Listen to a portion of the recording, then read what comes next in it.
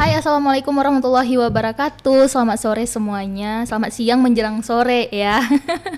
Oke, hari ini di podcast kali ini kita semakin seru nih. Kalau yang kemarin-kemarin nih, Ami ya, kita ngebahasin soal KPM bencana. Terus kemarin ada soal beasiswa. Nah, kali ini nih emang paling seru, apalagi untuk Gen Z ya. Gen Z. Karena hari ini kita bakal ngobrolin soal seputaran psikologi. Oke, jadi kayak kesehatan mental, terus kayak beberapa isu-isu yang baru-baru ini lagi hot ya.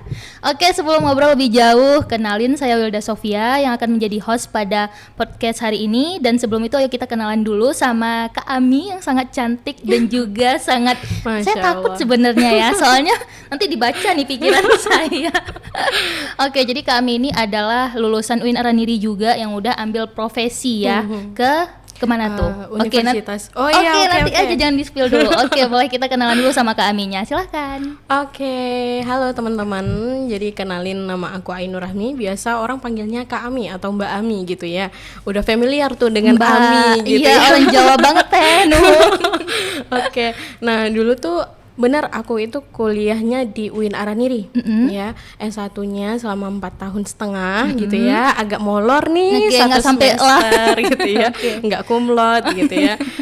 Kemudian melanjutkan, jadi sempat kerja 1 tahun, terus melanjutkan ke Universitas Islam Indonesia di Yogyakarta. Oke, itu ngambil profesi. S2. Profesi, ya. Jadi sekarang tuh udah agak beda, Kak Wilda. Jadi kalau dulu itu ada namanya Mapro sama Magister aja. Gitu. Jadi kalau mau jadi praktisi ambil Mapro, kalau misalnya mau jadi akademisi ambil Magister gitu. Tapi kalau sekarang itu udah ada rule baru gitu. Jadi kalau kamu mau jadi praktisi, kamu ngambil pendidikan profesi. Untuk kami sendiri berarti ambil profesi. Betul. Berarti jadi praktisi ya, nggak ada bakat-bakatnya jadi dosen nih kan. Iya, memang kenapa tidak tuh kami sangat nggak tertarik ya? Sebenarnya dari awal sih ya, anaknya itu memang suka lapangan. Suka tuh lapangan. Fakta uniknya sebenarnya aku tuh pinginnya kerjanya antropolog, Kak. Jadi kami jangan suka lapangan, suka orang. Iya, bener. Harusnya orang ya yang disukai gitu ya. Lanjut. Jadi memang sukanya tuh anaknya itu langsung terjun, bukan yang kayak di balik kamera di balik laptop atau ngajar gitu. Jadi memang orangnya tuh langsung terjun ke kasus gitu. Iya.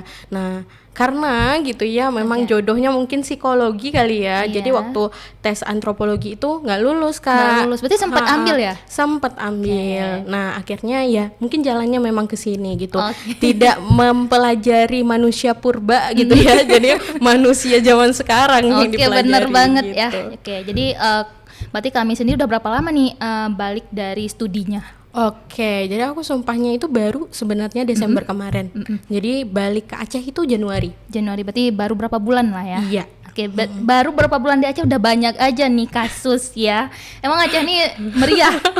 Meriah gitu ya. Kalau di Jawa gimana, lebih meriah lagi kali ya? Sama ya, karena kayak memang kita itu Indonesia itu sama, culture-nya itu meriah gitu. Emang ya. dari presidennya meriah. Iya, keramah tamahannya itu ke bawah gitu ya. Sampai ke masyarakatnya ya. Iya, betul. Oke, Kak Ami, jadi kita kalau misalnya ngobrol-ngobrol soal psikologi ya.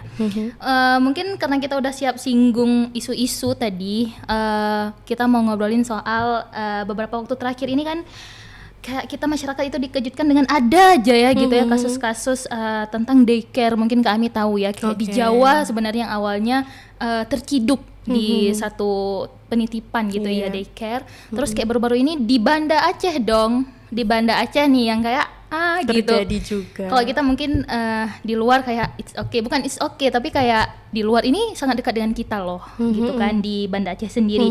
Nah, dari sudut pandang mental health gitu, seberapa besar sih dampak kasus tersebut bagi masyarakat? Iya.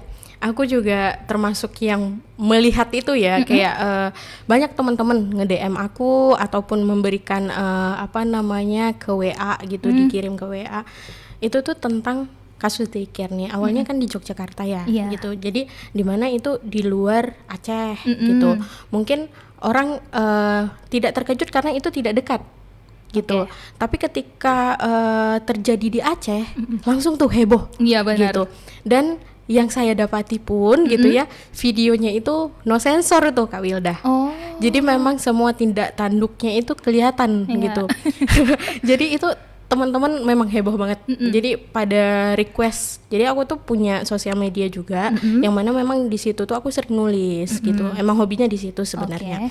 Nah, mereka tuh minta request, Kak tolong dong up gitu Angkat tentang gitu ini ya. gitu, tentang isu ini. Dan terus juga ada yang tentang FHUI. Iya, benar, itu benar. juga ada gitu. Hanya saja memang menurut aku kalau kita mengangkat isu-isu ini isu sensitif ya. Jadi kayak kita tuh perlu banyak sekali mencari riset. Jadi nggak asbun tuh gitu. sebelum Jadi ngobrol ya. Iya, jadi yang kita angkat itu bener-bener bisa jadi pengetahuan dan wawasan baru bagi masyarakat. Bukan hanya sekedar kayak ini lagi booming. Oke. Jadi aku FOMO gitu, pengen tahu deh apa gitu. Bukan gitu. Jadi memang kasus ini bisa dibilang sangat berdampak ke masyarakat. Benar. Contoh fakta real gitu yang aku temuin aja ini pada DM gitu. Oke, Mau ya, nanya benar-benar. gimana sih pendapat Kak Ami gitu. Ini gimana sih Apa kok nggak usah bisa kita kasih sekolah gitu. aja? gitu ya. Dan sayangnya miris gitu ya. Kita sesama perempuan ya Kak Oke. Wilda. Itu di komentar banyak banget yang bilang tentang makanya ibunya Iya kan, itu makanya. jangan kerja gitu, anaknya jadi dititipkan gitu. Nah, tentang Sensitif ya? Iya, FHUI juga menyalahkan korban perempuannya gitu Iya, ya. benar-benar. Jadi kayak di sini itu lebih ke miris. Aku melihatnya jadi dari sudut pandang wanita dan manusia ya. Oke, gitu. dua-dua benar. Dua-dua gitu. Nah, walaupun kalau kita bilang siapapun bisa terjadi apapun yang namanya kekerasan, baik verbal gitu ya, mau fisik, mau seksual sekalipun gitu ya, ataupun tindak tanduk yang tadi antara orang dewasa dengan anak-anak gitu, itu terjadi dimanapun bisa gitu, dan kalangan umur manapun bisa, jenis kelamin apapun juga bisa gitu. Jadi orang mungkin terlalu mencoloknya ya. Mayoritas tuh kalau misalnya lihat kekerasan pasti korbannya perempuan. Dipakemin gitu ya. Iya, padahal tidak. Ada juga korbannya laki-laki dan semuanya itu berhak untuk bersuara sih. Nah, dampak yang sangat bisa kita lihat itu yang tadi satu, yang kedua kalau di istilah psikologi itu ada namanya vicarious trauma. Apa tuh? Boleh jelasin dong sama Boleh. pendengar. Nah, vicarious trauma itu adalah trauma yang didapatkan bukan karena dia adalah korbannya, tapi dia terpapar. Kita terpapar nih. Iya. Nah, kita melihat itu kan terpapar ya, Kak. Kita melihat berita itu terpapar. Kita mendengar berita itu terpapar. Scrolling gitu. Benar. Postingannya kalau lagi booming gitu Kak, gimana Kak, IVP-nya itu terus itu gitu terus. ya. Nah, jadi yang terpapar itu yang kita konsumsi pun itu.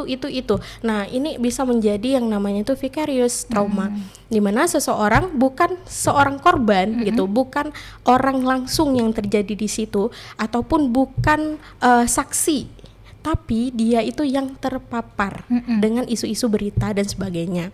Nah, ini itu bisa mengubah cara orang dalam berpendapat dan cara orang dalam berpandangan. Jadi akhirnya gimana tuh Kak? Jadinya tuh kognitif kita itu kayak terkejut.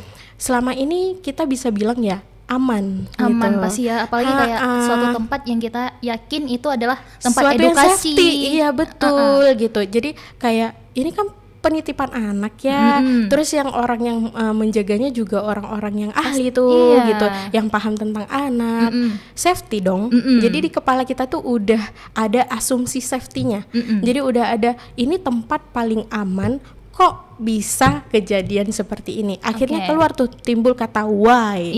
Nah, itu yang membuat kita itu terkejut secara kognitif. Nah, ibarat ya, kita tuh pergi kalau misalnya suatu tempat itu gelap gulita Kak, terus kita jatuh tuh ke lubang, itu hal yang wajar nggak sih? Karena kita nggak kelihatan. Nah, unsafety. Tapi ketika seseorang melihat ini terang benderang loh gitu ya, tempatnya ramai loh, tapi kok bisa ya aku jatuh ke lubang? Bener gitu. apa tutup mata ya? Iya, nih itu safety tapi akhirnya shock gitu, karena asumsi kita terang benderang, aku bisa melihat, harusnya aku tidak jatuh. Gitu. Itu lebih sakit ya? Yap, benar. Nah, jadi itu yang terjadi mungkin saat ini di masyarakat. Jadi kita tuh sedang ada di fase dimana kita ada keterikatan emosional juga ya sesama masyarakat gitu, sama-sama orang Aceh nih. Iya. Wah, kejadiannya di Aceh lagi gitu. Oke Kak Ami, jadi itu berarti ke personal yang menjaga atau yang mendidiknya ya. Itu berarti ada kesalahan atau kelainan atau karena emosi dia yang lagi nggak pas tuh. Oke, kalau tentang pelaku ya kita Oke, bilang, iya, kita berbicara pelaku. tentang pelaku. Apakah orang ini sebenarnya ada indikasi gangguan Iya. gitu ya? Itu banyak yang bertanya hal seperti itu ke aku gitu. Nah, ini perlu hati-hati sih kita dalam menjawabnya, baik itu profesional ataupun di luar profesional pun, ketika kita melihat orang itu harus hati-hati. Bukan berarti kamu melindungi ini ya orang Iya, yang punya benar. gangguan mental, bukan. Tapi banyak sekali gitu orang sering sekali meletakkan suatu tindak kriminal ataupun suatu tindak kejahatan itu pada orang-orang yang mengalami sakit gitu. Padahal belum tentu tuh orang sakit melakukan hal itu. Untuk kita boleh tahu ini kayak mana sih cara berpikir orang ini, kok bisa dia melakukan tindak tanduk yang begitu benar-benar. apa ya, mengenaskan, miris gitu, kok tega gitu ya. Nah, kita itu harus melakukan yang namanya asesmen psikologi klinis dulu. Oke, Jadi berarti nanti orang itu akan menjalani proses itu ya? iya, benar. Jadi kita harus memang hati-hati dalam menegakkan suatu kesimpulan. Iya, benar-benar itu juga bahaya. Salah ini udah salah kasih hukuman nanti Iya, ya. benar, Oke, benar. jadi itu kalau misalnya kita lihat dari segi pelaku. Kalau misalnya kita lihat dari segi korban, itu anak-anak. Yang pastinya mungkin akan membuat trauma ya. Itu gimana? Iya. Oke, karena memang kejadian ini lebih ke anak-anak ya, bukan orang dewasa, dimana memang anak-anak ini jatuh kepada suatu kelompok yang kita bilang minim secara kekuatan, Kak. Baik kekuatan secara hukum gitu ya, ataupun kekuatan yang real sehari-hari yang kita lihat. Mereka masih bergantungan dengan orang tua atau sosok orang yang dewasa di sekelilingnya gitu ya. Dan memang sayangnya ya, mirisnya dan kasihannya gitu, anak-anak ini menjadi sasaran empuk gitu, karena mereka belum berdaya secara diri sendiri gitu. Nah, gimana tuh Kak kalau dia menjadi korban gitu ya, apakah nanti berdampak atau tidak? Nah, bunda-bunda gitu, ayah-ayah bisa juga ngecek anaknya gitu, dan itu bukan hal yang terlambat gitu. Ketika anak sudah mengalami hal seperti itu, orang dewasa di sekeliling dia itu perlu netral. Jadi ketika melihat anak seperti itu tuh didampingi, diajak bicara. Karena memang anak-anak ini polos ya, Iya, gitu benar. ya. Jadi kita memang perlu untuk menggait dia. Apa sih yang terjadi? Terus gitu. diawasi gitu Iya, ya, supaya nggak benar. terjadi hal-hal lain, entah dia punya Betul. dendam dan akan berbuat jahat lagi gitu Betul. ya. Nah, jadi kalau ada tanda-tanda warning ya Kak Wilda, itu boleh kok minta bantuan dari profesional untuk ada pendampingan lanjutan. Oke, Kak Ami, seru ya. Oke, kalau misalnya kita lihat sekarang, kita nggak pernah tahu ya, hal itu mungkin dekat sekali dengan kita, benar? Yep. Oke, jadi gimana sih cara kita mendeteksi bahwa mungkin itu adalah suatu hal yang red flag yang kita tuh nggak usah kesana deh gitu. Bagaimana kita mengetahui itu suatu hal yang nggak bagus, misalnya kayak penitipan tadi, kita nggak pernah tahu. Atau orang-orang di sekeliling kita, dia punya gangguan, tapi kelihatannya baik-baik aja. Oke, nah tentang red flag tadi ya, red flag yang bisa kita sadari itu sebenarnya lingkungan kita. Oke. Gitu. Semuanya kita awali dari diri kita sendiri. Jadi kalau misalnya kita melihat lingkungan itu sudah ada indikasi-indikasi tertentu, kita itu perlu kayak warning lah sedikit gitu ya. Ada lampu kuningnya gitu. Nah, kita bisa melihat pertama kenapa sih, apa yang membuat kejadian ini ada. Nah, itu tuh sebenarnya ada bagian mana yang membuat hal ini terjadi, dan gimana sih asalnya, dan gimana sih cara kita menanggapinya gitu ya. Biasanya kejadian-kejadian seperti ini biasanya loh ya, gitu. Kita harus memang lagi dan lagi menganalisis lebih dalam. Jadi biasanya itu adalah ada ketimpangan relasi kekuasaan. Nah, kayak yang tadi orang dewasa nih jaga, sedangkan dewasa banget nih, nggak pengen kita ini anaknya kecil gitu, kecil mungil gitu ya kan, dia tidak bisa terlalu banyak untuk bisa speak up, standing, bahkan ngomongnya mungkin belum bisa nggak sih? Bener. Nah, jadi kita itu lihat itu yang menjadi permasalahan awal timbulnya kejadian seperti tersebut gitu. Terus juga adanya ya kesempatan tadi ya, Kesempatan gitu. tadi Iya. Terus juga kita bisa melihat lagi, wah ini ada kemungkinan adanya gitu ya normalisasi. Oke. Normalisasi hal-hal tertentu gitu ya, itu bisa aja terjadi yang menimbulkan kekerasan baik fisik, apalagi tadi ada juga seksual ya gitu di FH itu. Nah itu ada yang namanya normalisasi lingkungan, jadi hal-hal yang sebenarnya nggak normal tapi dinormalisasikan gitu. Oke. Nah ada juga nih teman-teman yang komen gitu ya ke akunnya, tuh lihat itu ibu yang sebelahnya masa lihat aja gitu, padahal anaknya udah digituin. Nah kita bisa lihat juga pola di sini bahwasanya ada beberapa orang saksi, harusnya itu dia bisa mengungkapkan fakta itu gitu ya. Ini sebenarnya ada relatable-nya dengan mungkin kalau Kak Wilda pernah dengar bullying gitu ya. Nah, relatable-nya tuh ada polanya dengan itu gitu. Ada istilahnya tuh bystander nama. Bystander. Bystander. Nah, bystander ini adalah saksi mata yang mana nanti lama-kelamaan dia itu berpihak ke pelaku. Wow. Nah, tanpa sadar loh. Iya, tanpa sadar. benar. Ini menarik ini. Nah, bystander. Nah, sebenarnya saksi ini kan punya pilihan ya untuk bisa menjadi upstander. Oke, ya benar. Upstander ini ketika dia bisa speak up. Iya, dia tinggal ngomong aja Betul. gitu. Nah, kok bisa sih kejadian seperti itu? Iya. Kok ada sih Malah orang dia tega nggak mau gitu? ngungkapin gitu. Iya. Karena ini juga terjadi, ada kecemasan Kak, ada kekhawatiran gitu, ataupun ada juga pemikiran kemungkinan bahwasanya suara dia nggak akan didengar gitu, atau nanti kejadiannya itu malah kena ke dia gitu, Jadi dia atau khawatir. lagi jadi banyak kemungkinan gitu. Dalam beberapa kasus tuh memang kita melihat banyak sekali kemungkinan multifaktor gitu ya, jadi kita memang tidak bisa melihat oh kalau A berarti masalahnya ini nih gitu, masalahnya di faktor ini nih, enggak. A itu bisa jadi kayak rantai banyak gitu loh Kak, penyebarannya gitu. Jadi kayak harus lebih hati-hati lagi lah ya dengan lingkungan sekitar, dan pokoknya harus lebih warning lah untuk diri sendiri ya. Oke, kalau misalnya kita lihat mungkin kayak di dunia kampus sekarang ya, kayak tadi kakak bilang masalah normalisasi, itu kayak normalisasi misalnya kita lihat di dunia kampus itu senioritas atau gimana, itu mungkin juga bisa jadi edukasi kan untuk adik-adik tingkat bahwa sebenarnya ada hal-hal yang ini sebenarnya nggak perlu, ngapain kita terus-teruskan ke jadi rantai yang dinormalisasikan. Iya betul. Gitu. Jadi kayak adik-adik mau aja tuh di ospek sama abang-abangnya secara berlebihan. Lagi-lagi secara berlebihan. Kalau misalnya secara normal, it's okay. Namanya juga ya memang seperti itu budaya kampus. Gitu tuh gimana tuh Kak Ami? Nah oke, itu balik lagi ya normalisasi tadi yang tidak normal jadinya kelihatan normal, yang harusnya normal kelihatannya jadi asing gitu ya. Mungkin ini jadinya antara adik senior, adik junior dengan kakak senior. Iya benar-benar. Para kakanda gitu ya. Biasa kan gitu ya. Siap kakanda gitu kan. Nah itu kita bisa lihat tuh kalau misalnya biasanya kan anak mahasiswa kalau kita lihat dari range usianya itu adalah remaja yang menuju dewasa gitu. Iya, itu benar. masih peralihan ya. Dan cara berpikirnya memang kalau orang bilangnya itu labil gitu ya. Sebenarnya itu memang masanya mereka karena peralihan lagi-lagi peralihan.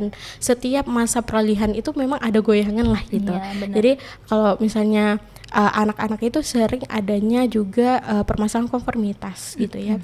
Jadi hal-hal yang sering dinormalisasi di lingkungan kampus atau di luar kampus tentang pertemanan atau koneksi lah ya, koneksi yang tadi antara senior dan junior, itu pasti ada tongkrongannya gitu ya. Nah tongkrongan ini yang perlu kita lihat di dalam kegiatan tongkrongan ini sebenarnya membawa positif atau negatif sih gitu. Nah salah satu yang memicu yang tadi red flag gitu ya, itu adalah normalisasi jokes gitu ya. Banyak jokes secara sensual yang jadinya itu dinormalisasikan gitu. Termasuk yang kayak FHUI itu ya. Betul. Nah jadi akhirnya ketika ada yang nggak nyambung nih, mungkin anaknya itu selama ini dididik dengan baik gitu ya, terus ada joke sensual, dia tuh gak nyambung gitu kan, kamu itu bukan circle kamu ya iya, gitu. bener-bener. Nah itu hal-hal yang seperti itu tuh sebenarnya kita perlu telaah lagi, karena kita punya kendali kan sebenarnya sebagai manusia itu kita punya kendali gitu. Ini sebenarnya aku yang gak nyambung atau gimana sih gitu. Dan kalaupun kamu gak nyambung, sebenarnya kamu itu punya tanahnya kamu sendiri, kamu punya kolamnya kamu sendiri. Mungkin kamu gak cocok dengan kolam itu, jadi cari kolam yang lain. Nah semuanya itu kendalinya di kamu gitu. Jadi kita tuh juga ada namanya itu lingkaran kendali, Kak Wilda. Jadi kalau kamu itu melakukan A, B, C, itu adalah tanggung jawab kamu, itu adalah kendali kamu.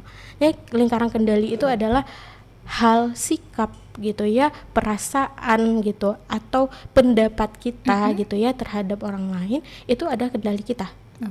Itu yang perlu kita fokuskan.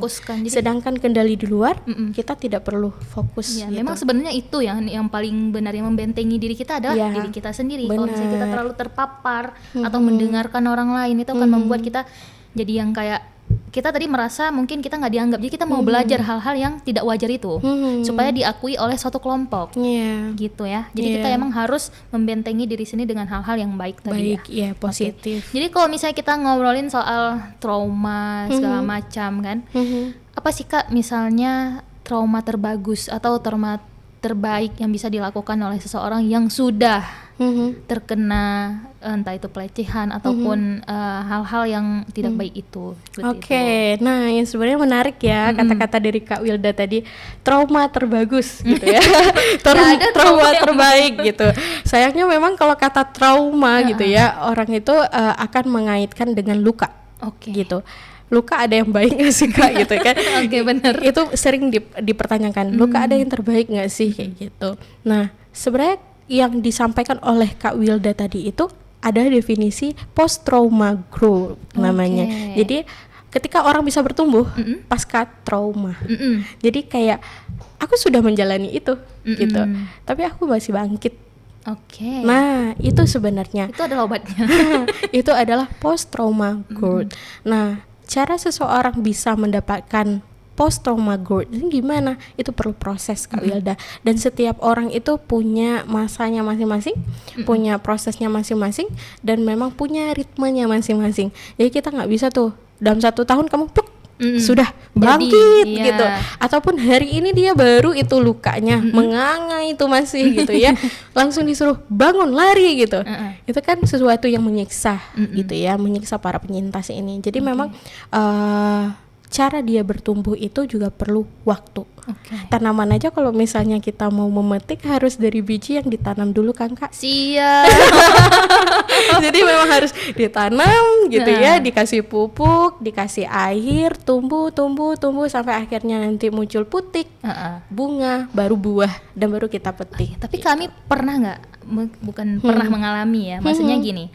Atau pernah menerima kasus atau gimana, ketika seseorang baru punya luka, kemudian dia tuh memang nggak punya jeda, dia tuh diharuskan untuk segera bangkit. Berarti society-nya ya. Iya, dia entah itu karena memang keperluan atau memang dia tuh memang harus benar-benar harus bangkit, nggak boleh berlama-lama nih. Ternyata luka itu nggak benar-benar sembuh, dia cuma nutup aja dulu sebentar, ini ada yang lebih urgent gitu. Itu gimana tuh Kami?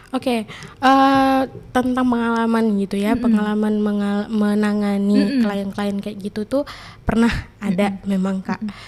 Ya lagi-lagi society ya. Society itu adalah lingkungan kita, gitu. Nah lingkungan di sini itu banyak ya Kak. Jadi ada lingkungan inti, keluarga, gitu ya. Ada lingkungan luar, yaitu pertemanan dan sebagainya gitu. Nah banyaknya ya yang terjadi di society itu adalah yang menekan dia itu adalah lingkungan inti, keluarga, gitu. Keluarga, saudara, orang-orang terdekat gitu. Dan itu memang menjadi kendala sebenarnya yang sering sekali kami temui sebagai helper ya, ketika menangani klien-klien dengan penyintas trauma. Mereka itu sulit untuk bangkit karena memang tidak ada dukungan yang dekat. Jadi dukungannya itu jauh. Misalnya kayak kami helper gitu, kan kami nggak bisa ya 24 jam dengan mereka gitu. Nah itu tuh yang bikin mereka itu lambat Tapi ada nggak sih Kak Yang cara lain gitu? Maksudnya ini orang tuanya seperti ini nih gitu, keluarga inti atau lingkungan intinya itu seperti ini nih, nggak bisa mendorong dia untuk bisa pulih gitu. Tapi apakah orang itu memang ditakdirkan untuk tidak pulih? Pulih. Namun semuanya itu kendalinya ada di dia. Ada dia Ada lagi di ya. dia lagi. Tapi itu kan sulit ya Kak. Gitu. Sulit sekali. Karena kenapa ini orang baru saja jatuh, terluka, berdarah-darah gitu ya. Ini perlu waktu. Dan kalaupun ada kayak tekanan gitu ya. Tanpa sadar tadi kan kayak tekanan ya. Iya. Kamu harus bangkit cepat gitu. Benar. Nah, itu tuh kita menyadari Oke. si kliennya, kita bantu untuk dia untuk sadar bahwasanya apa yang kamu lakukan itu valid, apa yang kamu rasakan itu valid, apa yang kamu sedang usahakan saat ini itu adalah usaha yang sangat besar. Oke, makasih saya udah menemukan jawabannya untuk saya. Nggak Jadi bercanda. ibaratnya itu kita tidak perlu terlalu fokus pada eksternal diri kita, ke internal diri kita, walaupun itu sulit. Memang jiwa orang yang berproses, bertumbuh dan growth tadi gitu ya, dia mulai berkembang kembali, berdaya kembali, itu adalah orang-orang yang bisa diri dengan dirinya sendiri. Oke. All about self gitu, kembali lagi ke diri kita. Oke. Mungkin gimana ya? Mungkin kita pernah capek banget ya kalau ngerasain hal itu ya. Tapi kayak pernah nggak sih ketika kita tuh capek banget, tapi kita nggak tahu nih sebenarnya yang lagi kita jalanin ini normal-normal aja, tapi kita merasa capek. Oke, Kayak ini apa yang jadi dimaksud? ini yang bikin capeknya tuh di sisi mana sebenarnya? Tapi kita kayak sedih, gundah gitu. Oke, aku mau konfirmasi dulu. Apa yang kakak maksud itu gini, semuanya lagi baik-baik aja nih, tapi kayak perasaan aku tuh lagi drop. Iya, apakah itu luka lama yang hadir kembali? Terus ada juga ya kayak gitu yang sering terjadi tuh, aku baik-baik aja tapi aku nangis. Iya, oke. Gitu ya. Make up sambil air mata. Terus denger lagu Hindia gitu kan. Iya, itu gimana? Jadi sebenarnya itu tuh adalah akumulasi emosi. Oke. Akumulasi emosi itu adalah penampungan dari emosi-emosi yang sebelumnya ada gitu. ya. Yang mungkin kita anggap emosi-emosi ringan gitu, ataupun ini sepele ini gitu. Jadi numpuk jadi gunung gitu. Nah, ibaratnya ya Kak, penumpukan emosi ini adalah kayak represif sebenarnya. Jadi ketika orang menyepelekan masalah itu atau emosinya, bukan memproses emosinya. Harusnya itu memproses. Idealnya memproses. Jadi kalau kamu merasa kok aku hari ini sedih banget ya, kita proses sedih tuh. banget nih. Bagian mana yang aku sedih? Asalnya dari mana ya aku sedih? Kita cari tahu. Terus aku jadi dianalisis dan diproses dan diterima. Banyak orang denial ya Kak. Jadi kalau lagi sedih, aku nggak boleh nangis. Sebenarnya wajar aja dong. Iya, ya kan? wajar dong kalau sedih, mengeluarkan itu cara kita mengekspresikan gitu, nangis gitu ya. Nah, itu represif namanya. Jadi kita kayak sebenarnya tuh menekan ke dalam. Ibarat kayak kita mompa balon Kak. Udah penuh masih jadi paksa. Kayak gitu ya, balonnya bludar gitu kan, meledak gitu. Terus emosi yang kita dapatkan itu yang akhirnya tumpah gitu ya, jadinya nangis, meledak-meledak nggak jelas gitu ya. Itu kenapa sih? Nah, ibarat lagi gitu ya, kita mengibaratkan, aku suka pengibaratan sih Kak, biar kita tuh oke, karena belajar emosi itu kan sesuatu yang tidak tampak ya. Iya benar. Kalau aku bilang tangan, kelihatan tangan. Aku bilang hidung, kelihatan hidung. Tapi kalau misalnya emosi, apa? gitu kan. Reaksi dari emosi bisa. Gitu. Malah nanti jangan dibilang Kak Ami cat langit dia gitu kan. Gitu. Nah, emosi itu sebenarnya kayak kita bilang kayak sumur Kak. Jadi penampungan itu adalah sumurnya, emosi itu adalah airnya gitu. Jadi kalau misalnya airnya itu udah melimpah ruah gitu ya, jadi meluber kemana-mana, itulah emosi yang tadi meledak. Jadi air yang tadi itu nggak sempat diserap, nggak sempat diproses, nggak sempat dianalisis dengan baik gitu ya, tidak sempat untuk diterima, akhirnya kayak gitu. Jadi keluar dia, airnya melimpah, akhirnya orang-orang yang tidak bersalah kena. Jadi ikut. Aduh, Gitu. maaf banget. Maaf banget kalau misalnya kalian pernah jadi sasaran emosi saya ya. Karena harus banyak belajar lagi nih sama Ami untuk meregulasi emosi ke hal-hal yang baik. Siap, kita saling belajar. Oke, kami makin seru nih ya. Kok bisa sampai malam? Oke, jadi kalau misalnya udah ngomongin soal emosi nih, gimana sih kita sadar bahwa itu suatu hal yang normal atau ini sebenarnya hal yang perlu dibicarakan ke psikolog? Oke, Gitu. apa ini maksudnya stres ya? Iya. Oke, nah stres adalah respon normal, itu perlu diingat. Oke, normal ya. Iya, stres itu adalah Stres nih sekarang. respon normal. Nah, stres sendiri itu katanya itu artinya adalah tekanan, gitu ya. Stres adalah tekanan. Nah, tekanan itu ada respon normal. Lagi-lagi respon normal. Kapan itu bisa harusnya pertolongan dari profesional dipertimbangkan, gitu ya bahasanya. Iya, benar-benar.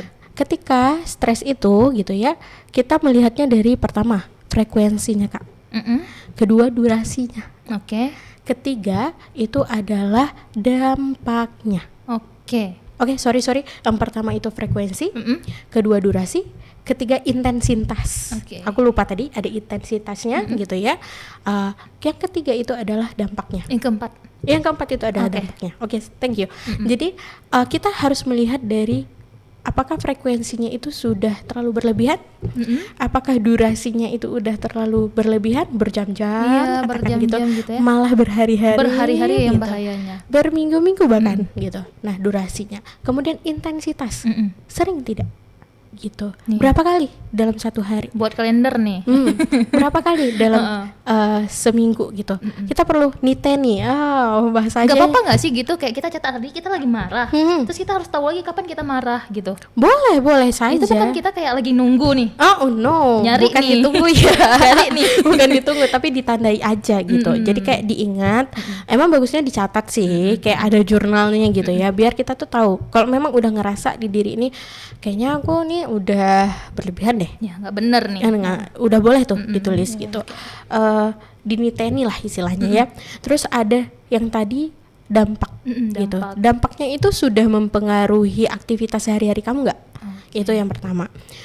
Aktivitas sehari-hari ini apa? Kayak makan, minum, tidur. Yang paling ringan lah Yang ya. paling ringan sehari-hari. Kalau udah mulai makan, minum, tidur, satu lagi kebersihan diri kak. Oke. Jadi udah mulai nggak mau mandi-mandi berhari-hari Capek. gitu ya, nggak sikat gigi gitu sakit ya. hati itu mungkin ya. Mengurus dirinya kurang gitu ya, bina dirinya kurang, itu perlu udah ada warning itu. Kemudian ada namanya dampak secara relasi sosial.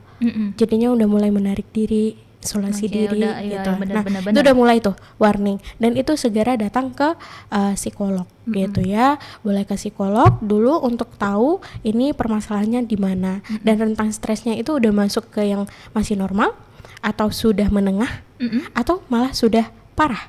Gitu, udah kronik gitu ya. Nah, kalau misalnya normal itu biasanya itu adalah asal stresnya gitu ya, sumber stresnya itu adalah yang pertama itu seperti ujian atau kejutan sesuatu gitu ya, namanya juga Nggak siap, kejutan ya, nggak siap ya, gitu ya, stres gitu. dan itu terjadi tidak lebih dari hari-hari. Hari-hari ujian. Hari-hari gitu ya. Hari-hari maksudnya apa? Tidak sampai ke tahap minggu. Oke. Gitu. Tapi kalau sudah tahap minggu gitu, terus ada yang warning yang pertama tadi gitu ya, frekuensi, durasi, dan intensitasnya, dan juga dampaknya tadi, nah itu sudah mulai itu menengah. Gitu. Dan kalau misalnya gitu ya, udah sampai bertahun, kronik gitu ya, itu biasanya tuh stresor atau sumber stresnya ya kak, itu adalah sesuatu yang terus menerus ada gitu, yang intens.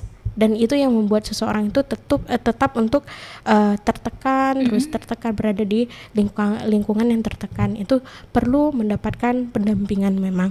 Nah biasanya kalau yang stres kronik yang sering kami temui itu adalah yang asalnya dari keluarga. Dari keluarga ya. Iya, karena sebenarnya ya seneng nggak seneng ya, keluarga itu adalah unit terkecil yang bisa membantu seseorang untuk bertumbuh, seseorang berdaya, seseorang untuk pede gitu. Itu permulaan manusia pertama sekali gitu. Tapi apakah balik lagi ya? Tapi apakah kalau kita tidak memiliki dukungan itu kita tidak berdaya? Tidak. Jawabannya tidak. Kamu masih bisa berdaya. Bahkan kalau kita bahas tentang keagamaan ya Kak Wilda gitu ya. Nah, saya duduknya di UIN ini. Jadi harus ada islaminya gitu ya. Nah itu tuh Allah itu sudah menciptakan kita memang dari awal sudah diajarkan bahwasanya dari lahir kita itu sendiri gitu ya, sampai nanti kita ke liang lahat pun itu sendiri. Jadi sebenarnya all about yourself gitu. Jadi dukungan pertama pada diri kamu itu ada diri kamu sendiri. Apakah nggak boleh minta tolong gitu? Apakah nggak usah nih aku minta pertolongan keluar gitu? Enggak juga gitu. Ya kamu perlu dukungan. Kamu itu manusia loh, gitu, makhluk sosial yang tidak bisa hidup sendiri. Iya benar. Gitu. Namun perlu disadari, perlu bukan berarti bergantung. Nah itu yang perlu dipegang ya. Gitu. Jadi kamu perlu pertolongan, kamu perlu untuk bicara dengan orang lain, kamu perlu koneksi biar kamu tidak merasakan kesepian gitu ya. Tapi bukan berarti bergantung. Oke, wow, ini sangat deep ya.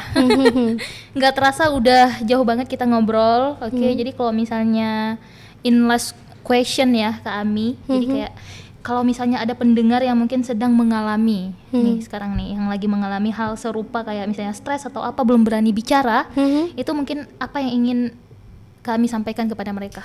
Oke. Ini sulit ya. Ini saya berusaha untuk bicara dari hati. Tadi berbicara dari hati juga sih. Karena udah ngaji. Oh oke. Nah mungkin yang terakhir itu aku mau bilang bahwasanya alur cerita hidup kita itu sama seperti alur buku, gitu ya.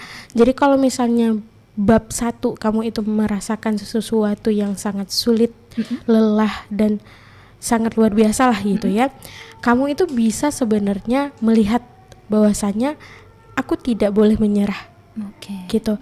Karena masih ada bab-bab selanjutnya yang belum dituliskan. Jadi itu yang mungkin bisa aku katakan, bangkit. Ya, walaupun itu sulit gitu, ingat saja alur hidupmu ada seperti buku. Bab pertama tidak mengenakan, mungkin bab-bab selanjutnya akan ada surprisingly kebahagiaan yang baru gitu. Jika kamu merasa ada di titik yang terendah pingin mengakhiri semuanya, ingat aja ada bab-bab lain yang belum kamu tuliskan. Mungkin itu sih. Jadi kalau mau minta tolong, ingat kamu itu nggak sendirian. Muka di bumi ini sangat ramai, orangnya jutaan gitu ya. Kalau ada segelintir orang yang tidak menerima kamu, ingatlah masih ada jutaan lainnya. Iya sih, ya benar. Wow. Masuk nih itu. Oke, nih kalau ngobrolin soal psikologi emang sangat seru ya. Pengennya tuh lama-lama terus nggak terasa aja waktunya udah mau habis gitu ya. Oke, kami makasih banyak sebelumnya udah ngobrol panjang lebar bareng kita. Mungkin di next nanti kita ada ngobrol-ngobrol lagi. Semoga ada kesempatan ya. Insyaallah. Oke, makasih banyak udah berkesempatan ngobrol di podcast Win Alaniri. Sekian, wassalamualaikum warahmatullahi wabarakatuh. Bye bye. Waalaikumsalam warahmatullahi wabarakatuh. Bye.